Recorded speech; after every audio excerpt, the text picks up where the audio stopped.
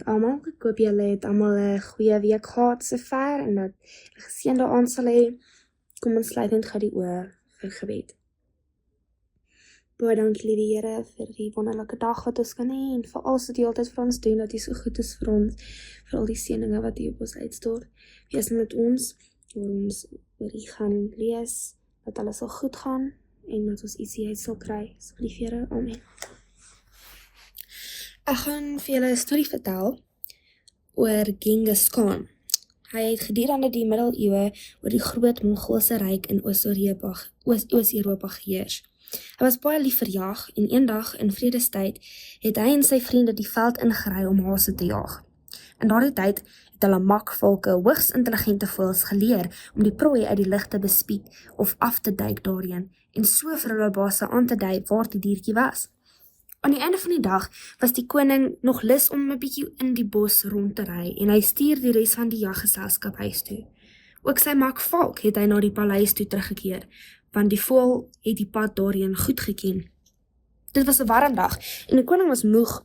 Hy kon nêrens 'n fontein of poeltjie raak sien om bietjie water te drink nie. Uiteindelik sien hy egter water langs 'n rots afdrup en hou sy perd in. Hy haal 'n silverbeker uit sy saalsak en hou dit onder die eilstroompie wat drupsgewys in die beker loop. Die water het gekom uit 'n fontein wat 'n poeltjie hoog bo kan die rots gevoed het. Omdat dit nie reenseisoen was nie, was die water maar skraps en het lank gevat voor die koning se beker vol was. Net toe hy dit na sy lippe bring om dorstig te drink, hoor hy skielik 'n gefladder bokant hom. Die volgende oomblik swiep sy valk na benede en stamp die beker uit die koning se hand uit. Al die water was verlore. Die valk vlieg nog 'n paar keer oor Genghis Khan se kop en gaan sit toe hoog op 'n boom op 'n rots bo hom. Die koning was vies, maar tog te seker ongeluk. Hy tel toe maar die beker op en hou dit weer ewig geduldig onder die gedruppels wat teen die rots afloop. Sy dors was nou byna ondraaglik. Hierdie keer lig hy al die beker op om te drink, voor dit nog halfpad vol was. Maar voor hy kan drink, duik die valk weer op hom af en stamp die beker uit sy hand uit. Die koning was nou bitter kwaad, maar sy dors dryf hom om 'n derde keer te probeer. En weer kom die valk tussen beide.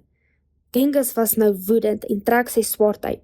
Kom net weer naby my, dreig hy die valk. Dit sal jou laaste beweging wees.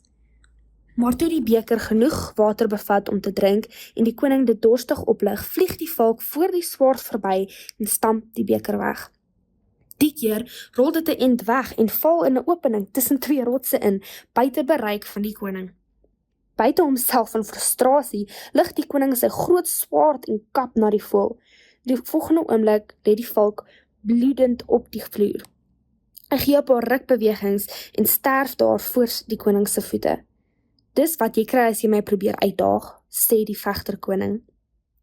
Omdat hy nog steeds nie die water kon drink nie, begin die groot Genghis Khan toe maar teen die rots opklouter om openlik met sy bakhand uit die poel bo op die rots te drink. Toe hy bo kom en sy hand na die waterpoel uitsteek, vries hy skielik van skok, want daar voor hom in die vlak poeltjie lê 'n yslike dooie slang van die heel giftigste soort.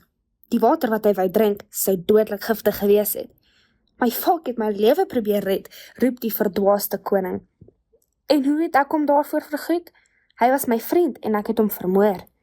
Daar word vertel dat Genghis Khan daarna in sy koninkryk die opdrag gegee het dat ouers en onderwysers kinders van kleins af moes leer om nooit in woede oorhaastig op te tree nie. Hulle moes sê, die groot Genghis Khan het dit beveel omdat hy self te laat in sy lewe die dierles van selfbeheersing geleer het. Dit is 'n les wat ons almal kan leer, om nie iets te doen wat ons dalk later oor gaan spyt wees in 'n oomblik van emosie en woede wat ons oorheers nie. Dit is nooit goed om emosies ons te laat beheer nie, maar ons moet ons emosies in toom hou en nog steeds goeie besluite maak. Ek sluit af deur Jakobus 1 vers 19 tot 20 te lees. So dan, my geliefde broers, elke mens moet gou wees om te hoor, stadig om te praat, stadig om toornig te word, want die toorn van 'n man bewerk nie die geregtigheid vir God nie. Kom ons sluit af met gebed. Liewe Here, help ons asseblief om ons woede en emosies te beheer en om te dink voor ons iets sê of te doen en te bid en vir U te vra om ons te help daarmee. Help ons om goeie besluite te maak wat reg is vir U, asseblief Here. Amen.